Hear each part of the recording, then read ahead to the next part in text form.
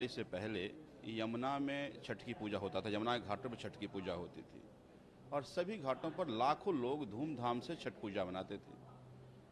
Corona के महामारी के दौरान डीडीएमए ने एक नोटिफिकेशन लगाया, निकाला कि इस महामारी में पूजा नहीं होगा और उसके बाद से उस घाट पर पूजा होना बंद हो गया। अब इससे नुकसान क्या होता है कि बहुत सारे लोग जो यमुना के घाट पे पूजा अर्चना करते थे उनको अपना घर जाना पड़ता है। अब देखें ट्रेन में भारी भीड़ होती है, कई बार कई तरह के हादसे भी होते हैं। तो हमने एलजी साहब से यही लिखा कि उस डीडीएमए की नोटिफिकेशन को वापस ले लिया जाए और यमुना के सभी घाटों पे छठ पूजा हो। चूँकि ये कहते हैं कि इसलिए पूजा नहीं होगा चूँकि इमर्जन यमुना में बैन है, लेकिन छठ पूजा छठी मैया की पूजा साफ सफाई की पूजा है और इसमें किसी तरह का विसर्जन नहीं होता, इमर्जन नहीं होता।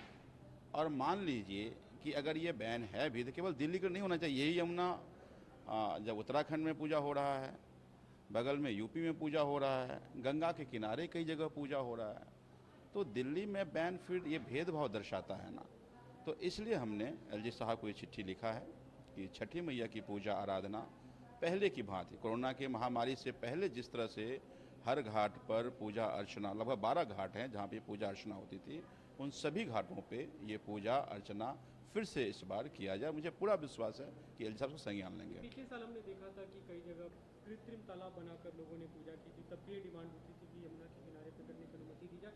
तब अनुमति नहीं दी गई थी, पिछले साल भी कोरोना नहीं था, लेकिन कई अलग तरीके के प्रावधान उसमें लगाए गए थे कि क्या क्या वहाँ पे दिक्कतें हो सकती हैं। तो आपको लगता है कि सरकार के लेवल पर उन्हें सुलझा लिया गया है या आपकी मंत्रियों से कुछ इसे लेकर बातचीत हुई है मुख्यमंत्री से?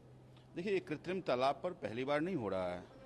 2000 जब से हमारी सरकार है, हमारी सरकार से पहले लगभग 68 घाटों पे छठ पूजा होती थी। हमारी सरकार आते ही हमने उसको 1000 घाट के करीब कर दिया, तो तब से 1000 घाट पे पूजा अर्चना होती है।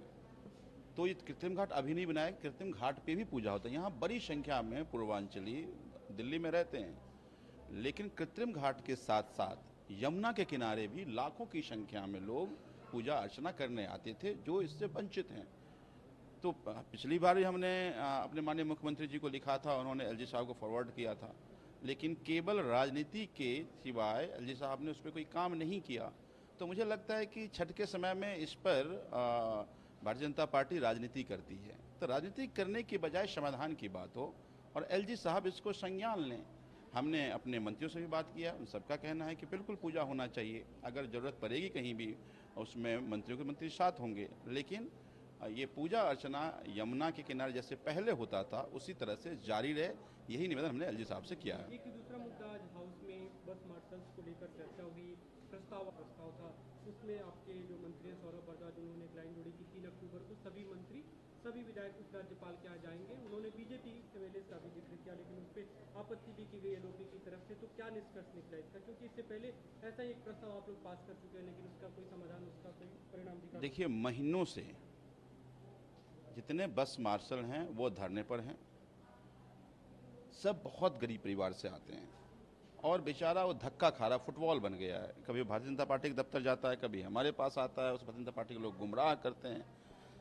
हमने हालांकि पहले रेजोल्यूशन पास किया था, उस रेजोल्यूशन को हमने एलजी साहब को भी भेजा था, लेकिन उस पर कुछ नहीं हुआ।